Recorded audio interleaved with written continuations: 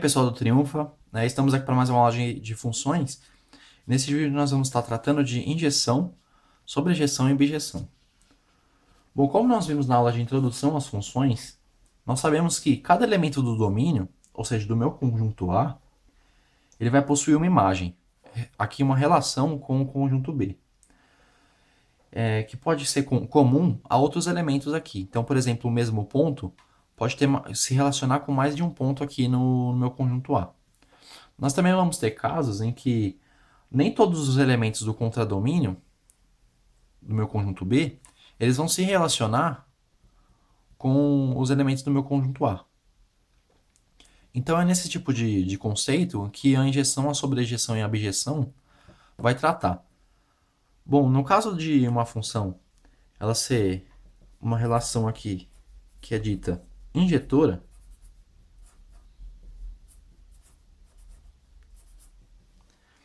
nós vamos ter o seguinte tipo. Vamos ter uma relação em que para cada par distinta aqui de elementos para cada par de elementos aqui do conjunto A, vão ter uma imagem distinta aqui no meu conjunto B, no meu contradomínio.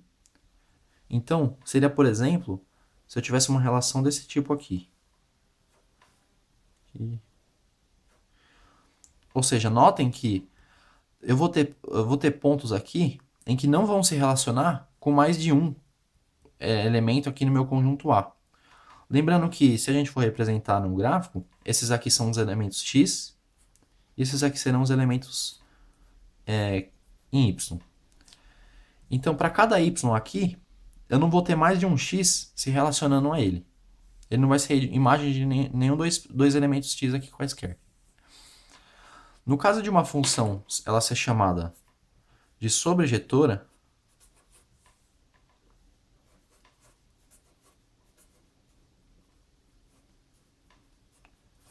ela vai dizer para a gente que o meu contradomínio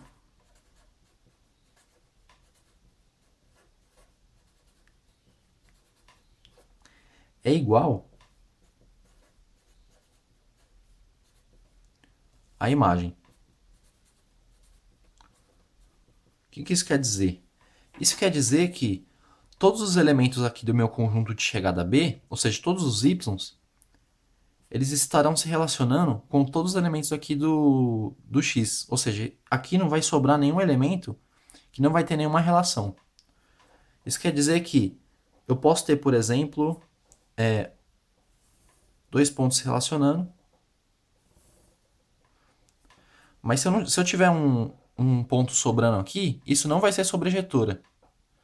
Então, o caso de ser sobrejetora vai ser quando todos os pontos aqui não estiverem sobrando. Tudo bem? Ou seja, não vai ter nenhum que não vai se relacionar. Seria o caso em que, se eu tivesse um conjunto A aqui e um conjunto B, com os elementos aqui mais ou menos desse tipo, notem que esse ponto aqui do meu contradomínio, ele não vai ser imagem de nenhum elemento aqui do meu domínio. Ou seja, essa função aqui, ela não é sobrejetora.